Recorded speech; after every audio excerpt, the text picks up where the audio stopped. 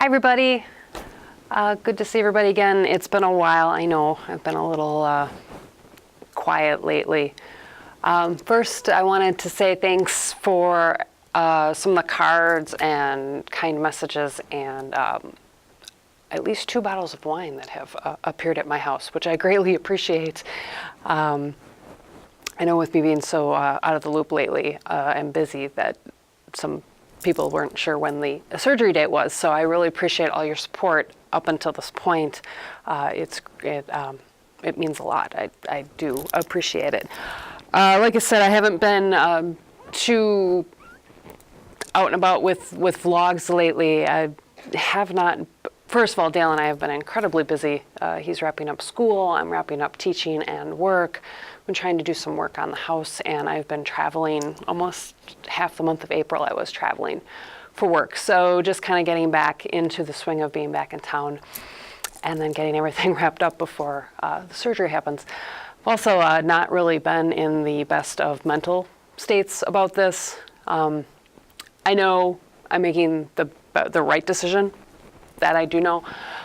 It's not something that I really necessarily want to do, though. So most of you know that I travel a lot for work and spend a lot of time in my car, and spending a little too much time with myself and rethinking things have put me in a pretty unhappy place to be.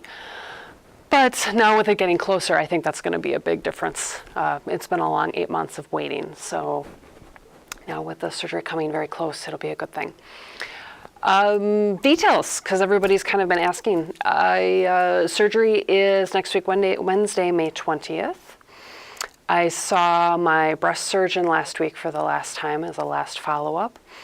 I think I got the best compliment out of her that I could, where she said I was making a very rational decision. From her, that's a compliment.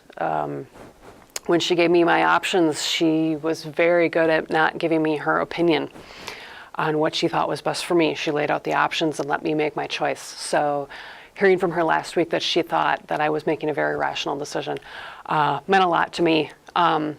She's been really, really supportive through this journey and has let me kind of come to my own conclusions, and I greatly appreciate that. Also did some follow-up, or had some blood tests I had to do. I had to do a chest x-ray to make sure my lungs were clear and all that came back fine. So Tuesday I go see my plastic surgeon, and he makes the marks on where the surgery needs to happen and what skin they want to save and all of that. So that'll happen Tuesday afternoon. And then surgery is Wednesday morning at 9:30. Dale and I have to be there at 7:30. Surgery, they're telling me probably anywhere from 5 to 6 hours, depending on how things go. My plastic surgeon, again, very happy because I don't have cancer and I'm not sick, that they really feel like it is going to go very smoothly and they're not expecting any kind of complications. The goal is for me to be in the hospital one day, overnight, and hopefully home Thursday evening. Not sure if I will I'm assuming I will have drains. For those of you that have gone through any kind of extensive surgery, particularly breast surgery, they put in drains to prevent fluid buildup and infection. I'm assuming I will have some. I'm not sure how many, and I'm not sure how long they'll stay in. My follow-up appointment after surgery is 10 days out with my breast surgeon, and she'll make that conclusion as to how long they stay in, and then we go from there. As of Tuesday, Dale will probably be taking over the social media aspects of this. He has my password to my Facebook page, so he will be posting on there for all of you that are at a distance and won't be nearby. He'll have he's got a smirk on his face, great. So if there's any pictures of llamas or goats or something on my Facebook page, I'm really sorry. I'm not running it as of Tuesday, so that's all Dale, that's not me. but I also made him promise to post on there about how things are going when I get out of surgery, when I go home, and then of course vlogs will probably not necessarily take place here in his work studio. They might take place at the house while I recover. We're getting the house ready. The dogs are going to a good friend's house for a couple days just so that Dale doesn't have to worry about them until I get back home, and then we both want them back because I'd like to have the house as home as possible. I want to be home, which means having the furry children around us. My goal is to be back to work in a month.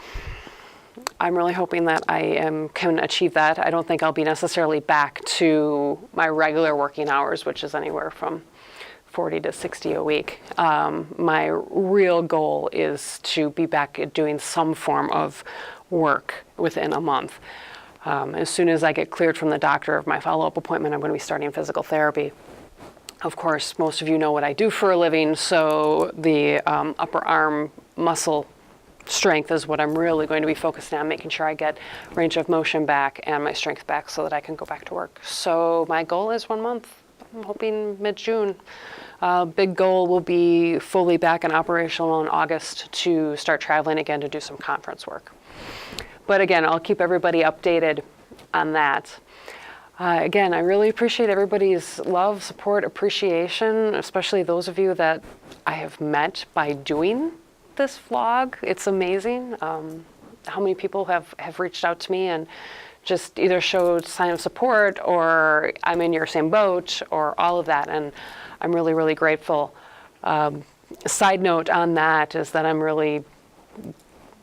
all I can say is share your health history with your family members. Ran into another person last week that just has tested positive for a BRCA2 genetic mutation. And the doctors kind of tested her on a fluke. And then going back and going through the health history and then realizing that she had multiple family members that had experienced cancer at a very young age. That was probably related to BRCA2 that no one knew about.